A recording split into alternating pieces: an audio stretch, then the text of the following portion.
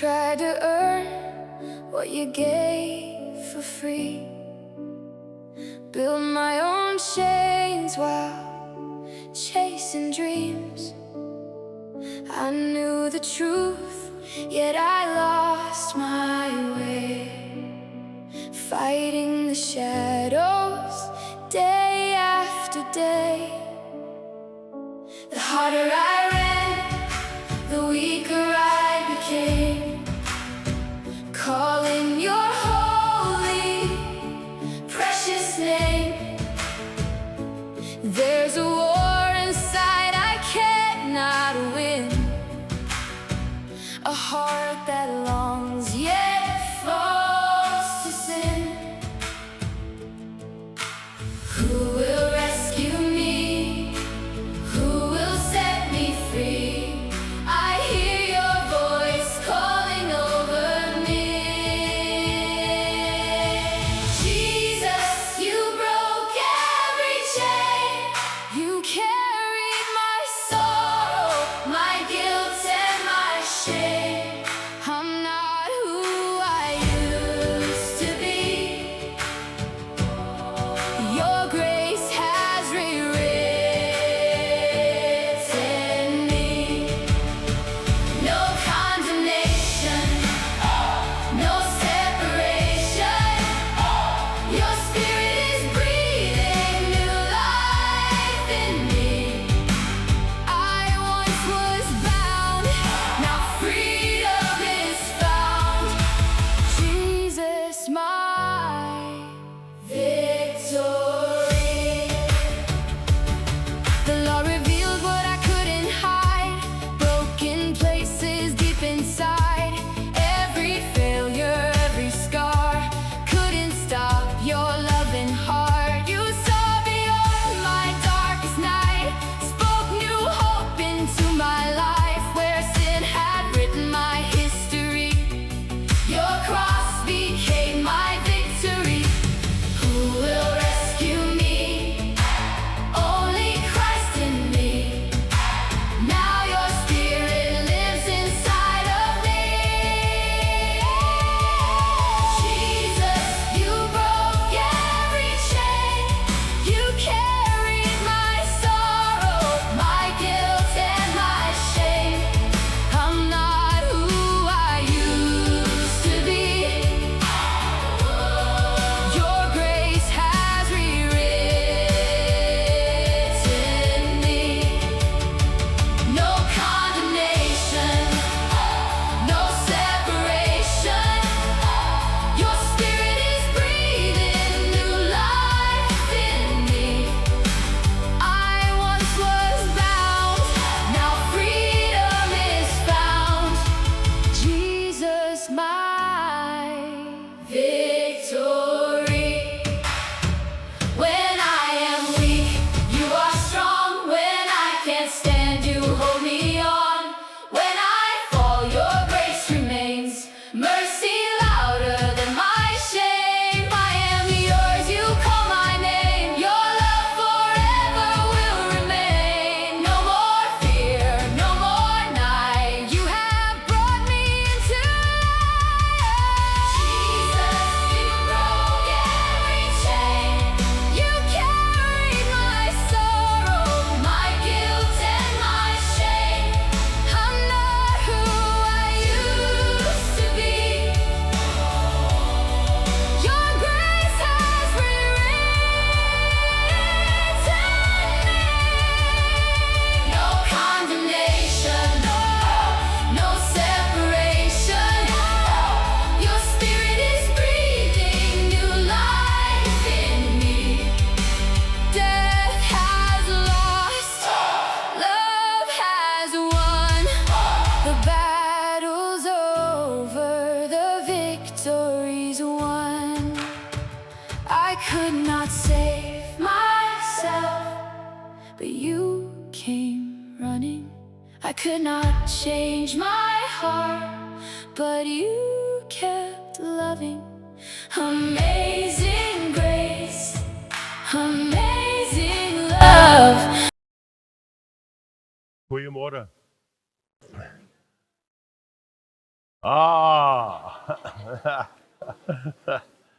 Hier skeiermense hier so by Jakule, môre.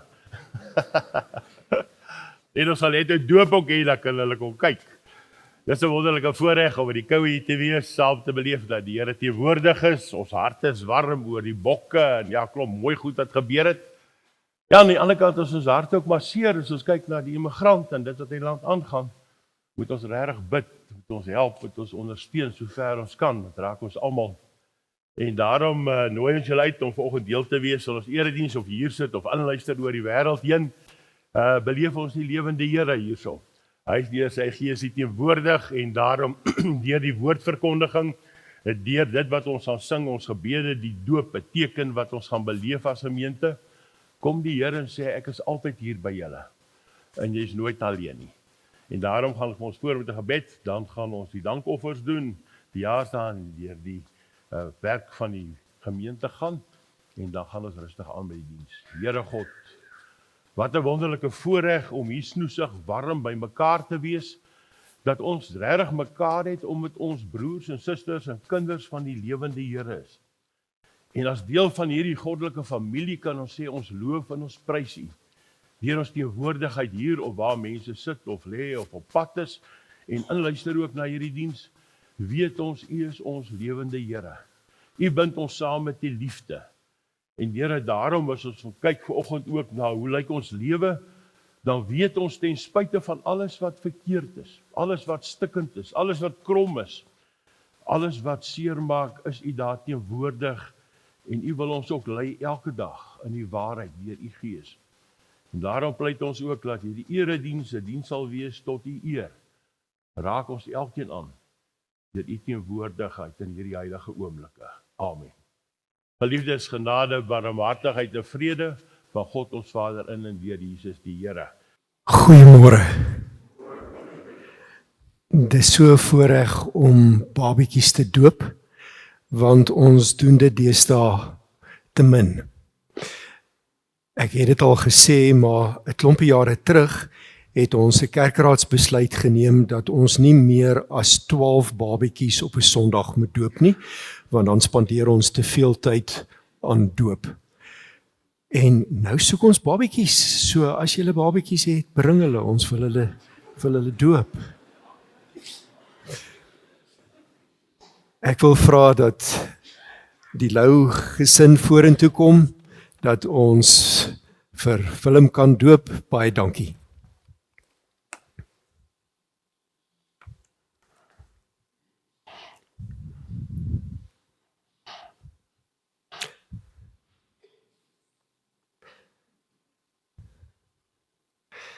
Hierdie twee sissies is so trots op hulle boetie. En die grootouers sit almal hier en ek neem aan 'n ander familie. Ons is saam met julle so dankbaar vir Willem in julle lewe. Dankie Cliff, jy kan Cliff en Esri en sissies en Willem.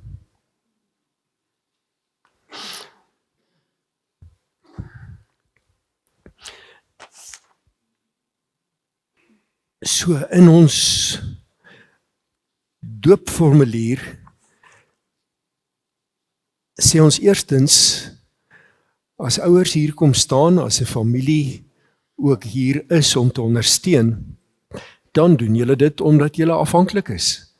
En omdat julle al 2 dogters grootmaak en omdat jy in die onderwys is, weet jy hoe afhanklike mens van die Here is wanneer jy hierdie groot taak kry. En dis hoekom julle hier is. En die tweede wat julle sê is, ons is elke Sondag hier in die kerk, ons is betrokke by godsdienstonderrig. Ons wil graag daardie basis gebruik in Willem se lewe en vir hom 'n voorbeeld stel. Maar dan kom sê julle ook, ons het julle as geloofsgemeenskap nodig, want julle moet ook vir hierdie seentjie 'n voorbeeld kom stel wat vir hom dit makliker maak om eendag self vir die Here te kies. En dan die belofte wat julle maak, waarop julle moet reageer. Ons beloof om met die hulp van die Here, met die ondersteuning van almal rondom ons, vir hom die ouers te wees wat ons glo die Here van ons verwag? Wat is julle antwoord? Julle doen dit reeds, want ek dink hierdie twee sal kan getuig, hierdie is 'n goeie pappa en mamma, en die wonderlike is dat Willem ook dit vorentoe sal kan getuig.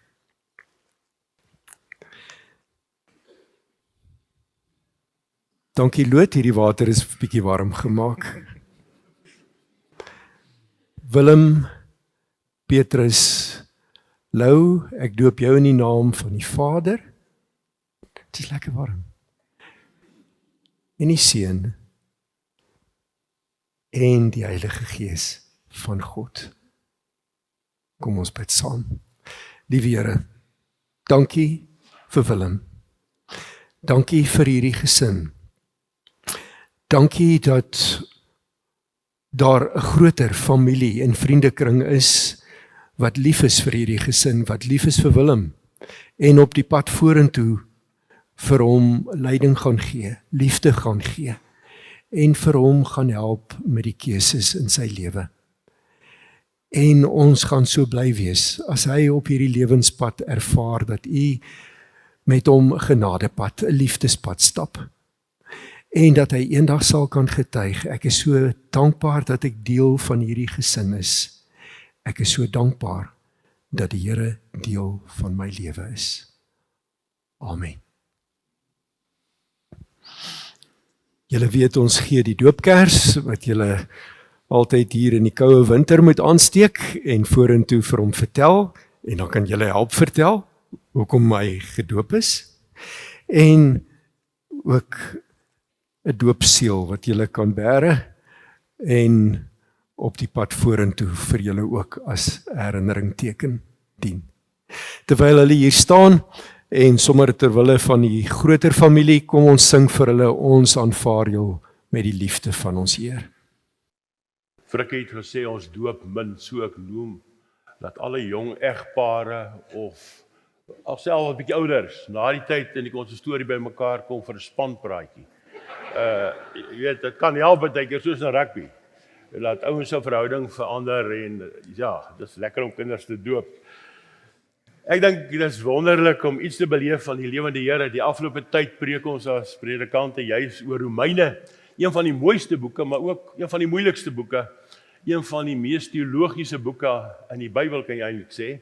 Naas Jesus was Paulus seker een van die belangrikste persone, want hy het soveel van hierdie briewe geskryf en dit gelewe elke dag wat hy gesê het. En toe ek moes dink aan 'n tema vir die preek, toe dink ek aan Gogga maak vir baba bang. En julle weet 'n kleintjie kan baie bang wees vir enigiets wat vlieg baie keer. Of baie keer sommer bang wees vir 'n kat wat vinnig op afkom, of vir die donker, veral as hulle groter word. Maar ek en jy, as ons in die spieël van die lewe kyk as groot mense, dan raak ons baie keer self bang. Want hierdie spieël, as jy kyk na jou lewe, hoe lyk dit die afgelope tyd en die pad verder vorentoe, dan raak jy bang want jy sien iets anderste as wat die Here wil sien baie keer.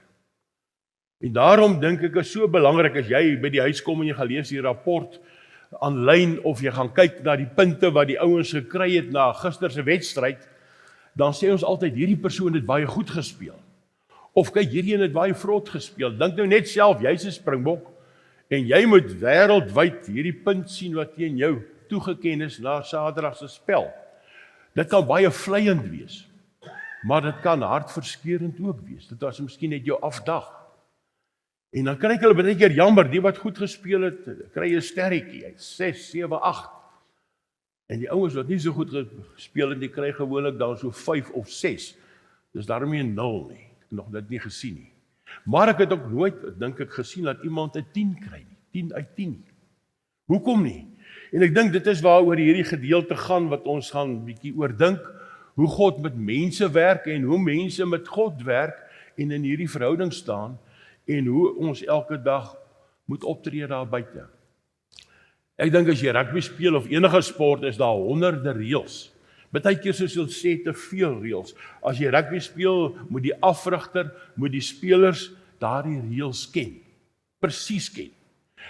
En daardie skeieregter en die man daarbo by televisie, hy moet ook die reëls ken. Hulle moet die reëls ken. En dan op grond van hierdie honderde reëls blaas hulle, speel hulle, maak foute, speel voluit, en dis die lewe. En ek kan eintlik sê, so lyk ons lewe, die wedstryd van die lewe elke dag vir ons ook. Ons ken baie reëls. Ons doen baie dinge, maar baie keer met die heeltemal verkeerde gesindheid. En daarom wil ek lees hier uit Romeine 7, kom Paulus en hy praat oor homself, hoe hy lewe en hoe hy sukkel. Hy sê in vers 15, ek kan nie verklaar hoekom ek die sonde doen nie, want ek wil nie die sonde doen nie.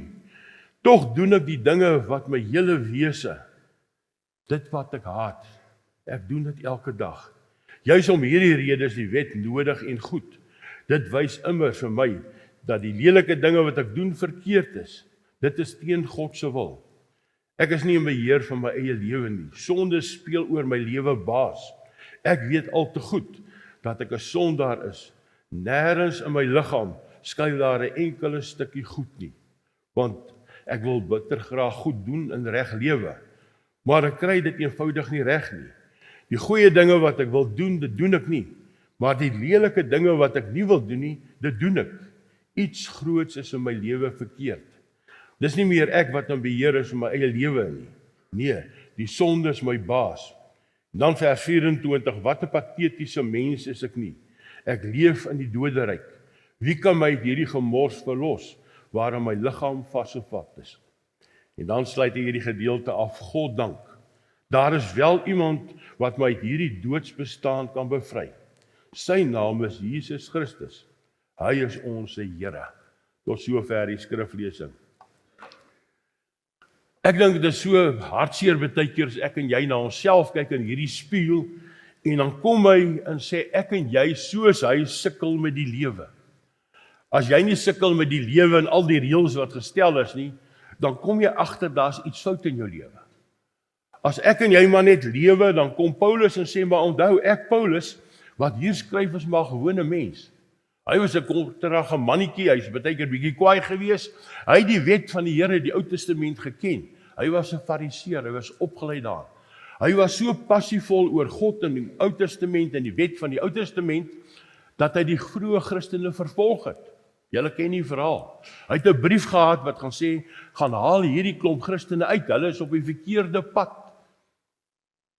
En dan loop hy die pad en daar by Damaskus pad, omdat hy glo in die God van die Ou Testament, die wet van die Ou Testament, dit wat daar gebeur het in die Ou Testament, is hy op pad om Christene te gaan vervolg. En dan met hierdie helder lig kom God en hy openbaar Jesus Christus aan hom. En sy lewe verander.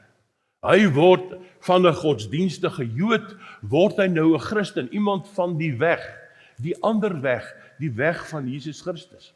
En nou begin hy briewe skrywe en hy besoek gemeentes. En God sê vir hom, op jou hart word gelê, die Jode is belangrik, maar jy gaan nie in die eerste plek na hulle uitreik nie, jy gaan na die heidene nasies moet uitreik. En nou wil jy verstaan, hierdie persoon het 'n Joodse hart. Die heidene nasies in daai tyd het verskillende afgode aanbid. Hulle was op 'n ander pad gewees. En nou moet hy aan hulle gaan verkondig, die lewende Here het vir julle gesterf. Maar in hierdie gemeentes is daar ook Jode wat tot bekering gekom het. En hulle hou nog vas om baie dinge in die Ou Testament, want dis hoe hulle groot geword het en geglo het. Die tempel, die 10 gebooie, die wet, die profete.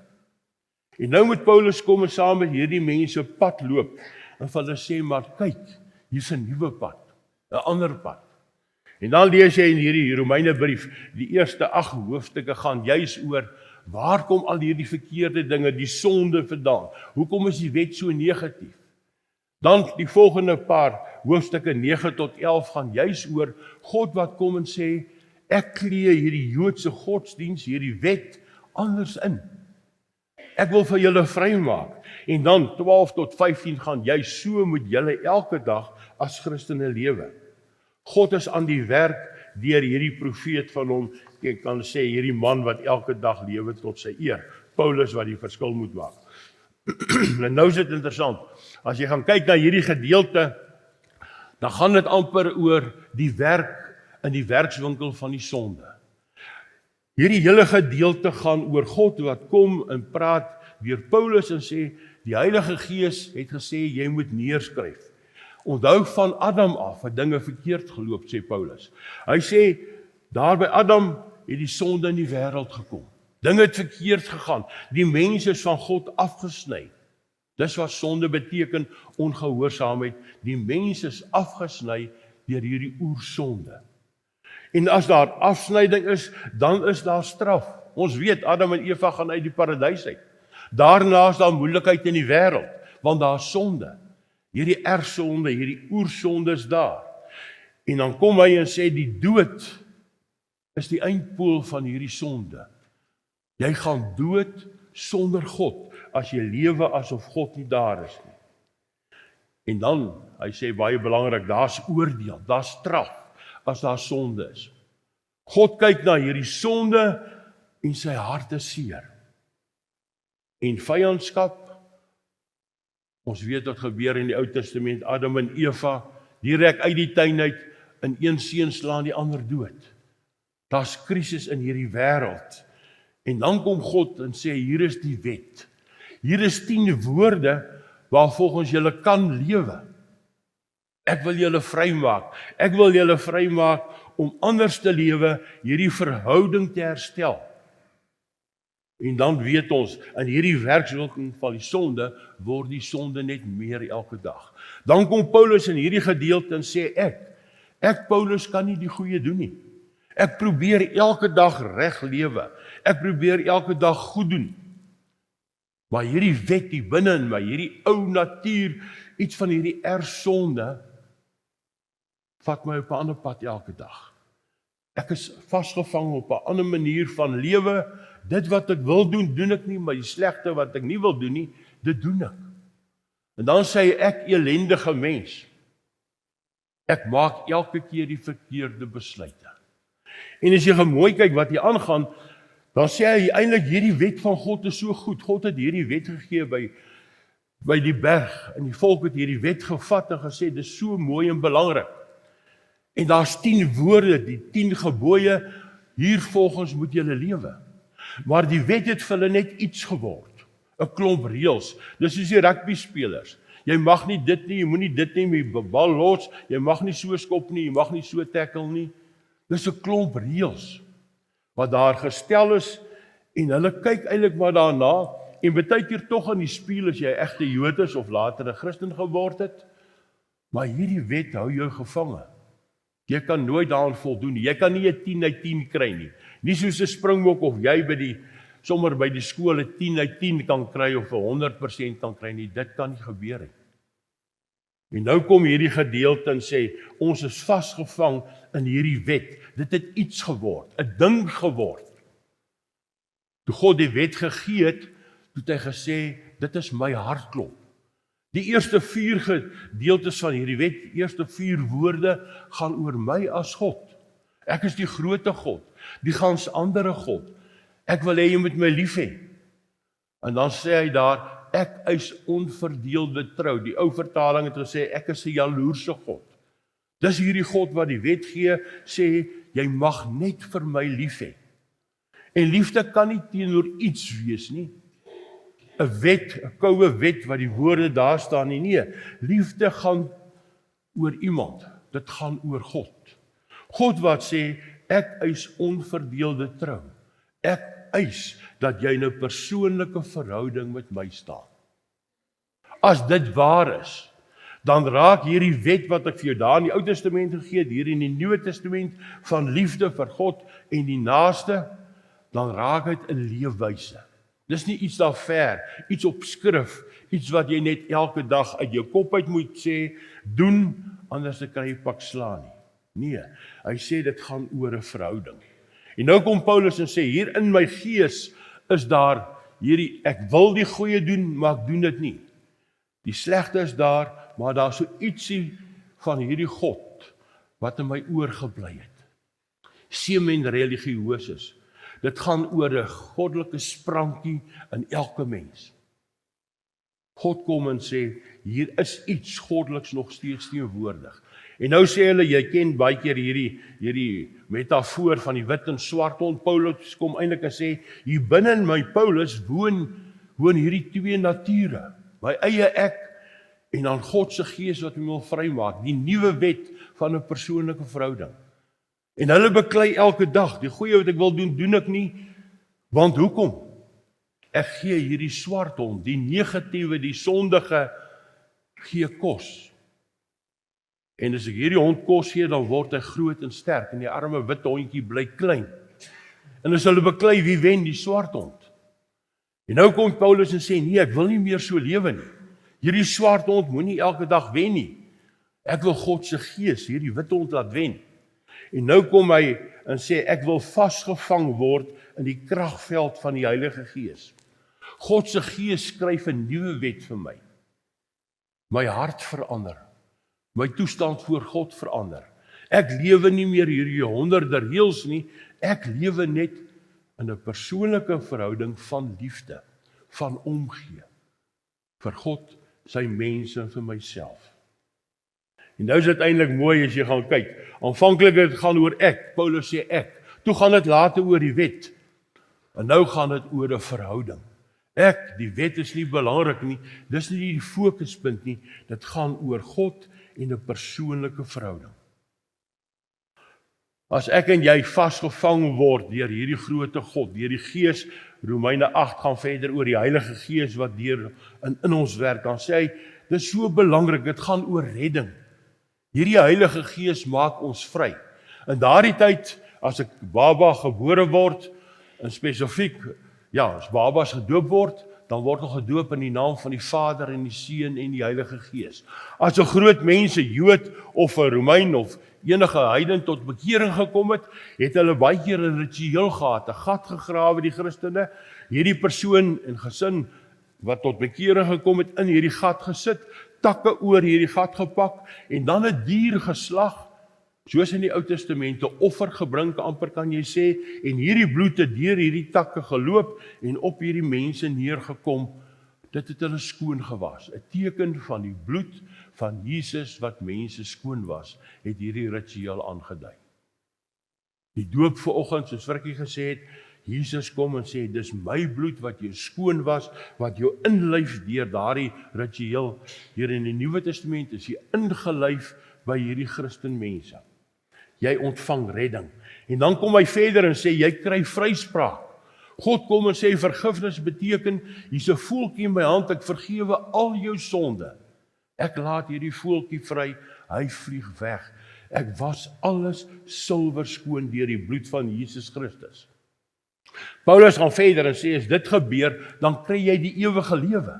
Dan fokus jy nie op die verlede die hele tyd, of die hier en nou en die krisisse nie. Jy kan verder kyk, daar's hoop, die ewige lewe wat nou reeds aanbreek, maar wat vir ewig gaan gebeur die oomblik as jy oorlede is en doodgaan. Hy kom en sê, ek gee versoening. Versoening is 'n dierprys. Paulus maak baie van Jesus se dood, sy kruis. Maar sy teologie gaan ook verder en sê, versoening beteken ook, hy het ter helle neergedaal en opgestaan, opgevaar hemel toe, en hy kom eendag weer. En dan sê hy twee ander belangrike dinge. Dit gaan oor genade, amazing grace. God kom en gee hierdie genade, die nuwe lewe, kom hy en hy gee dit gratis, en ek lewe nou in hierdie kragveld van die Heilige Gees. Nie meer die sonde in my nie, nee, God se Gees, hierdie persoonlike verhouding, maak my vry. En dan sê Paulus telke male, as jy dan so lewe, as hy so lewe, dan het jy 'n vol lewe. Jou lewe loop oor, nie van myself nie van my verlede of die seer of krisis of van nou of môre nie, maar van God se goedheid, van sy guns, sy vreugde en sy vrede. As dit gebeur, dan sê hy, dit gaan oor hierdie groot onverklaarbare genade. Jesus staan in 'n persoonlike verhouding met hierdie persoon. Dit gaan oor die nuwe lewe. Dit gaan oor 'n nuwe geaardheid. Paulus sê, die Gees omvou my nou, en nou hoef ek nie meer bang te wees om te lewe elke dag nie. Dis 'n nuwe vryheid, Romeine 8, die volgende gedeelte gaan oor Romeine 8 vers 1, daar is dan nou geen veroordeling vir die wat in Christus is nie. Geen veroordeling nie. Alles is skoon, is nuut. Iemand het by geleentheid gesê, die lewe slaan ons baie keer amper plat, maar die lewe slaan ons nie uit nie. Dis soos 'n bokser. Jy word plat geslaan baie keer, maar die lewe slaan ons as Christene nie uit nie. Hoekom? Ons lewe in hierdie persoonlike verhouding elke dag met hierdie lewende Here. Filippense 4 vers 8 kom Paulus en sê, vul julle gedagtes met alles wat waar is, alles wat eerbaar is, alles wat skoon is, lieflik, lofwaardig. Vul jou lewe met die wat ons se kos, positiewe dinge. 2 Timoteus 1 vers 7 sê, God het nie aan ons 'n gees van lafhartigheid gegee nie, nee, maar een van krag, van liefde, van selfbeheersing. As jy daai 3 woorde so in 'n ry hoor, God het vir ons 'n gees gegee van krag, dinamies, veerkragtig te wees. Een van liefde, om kwesbaar te wees, maar sinvol te lewe, en een van selfbeheersing. Jy dink voor jy sê en doen, en so kom jy vry. En dan kom Paulus en sluit eintlik so mooi af, en hy sê, waaroor gaan dit? Filippense 1 vers 21, kom Paulus, hy sê, want om te lewe, sê Paulus oor homself, is goed. Om te lewe is vir my 'n wins.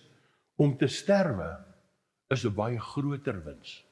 Want dan het ek hierdie wedloop suksesvol voleindig.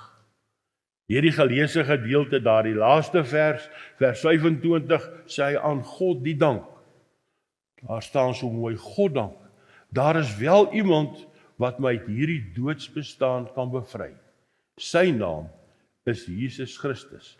Hy is ons Here. Amen. Ag Here, as ons in die spieël kyk, soos 'n springbok kyk na sy telling, punt wat hy verdien het gister, dan is jy baie keer baie bly, maar meeste van die dink jy nee, ek kan beter. Of kyk hierdie punt, ja, ek kan nie dink ek het so vrot gespeel of vrot gelewe die afgelope tyd nie. Maar as ons die spieël kyk, in die spieël van die Gees, dan gee U vir ons nuwe geleentheid, 'n nuwe kans, 'n nuwe manier van lewe deur die Gees. Vry van die wet wat daar ver is en wat onpersoonlik is en wat ek sommer net baie keer doen omdat ek wil of nie doen nie.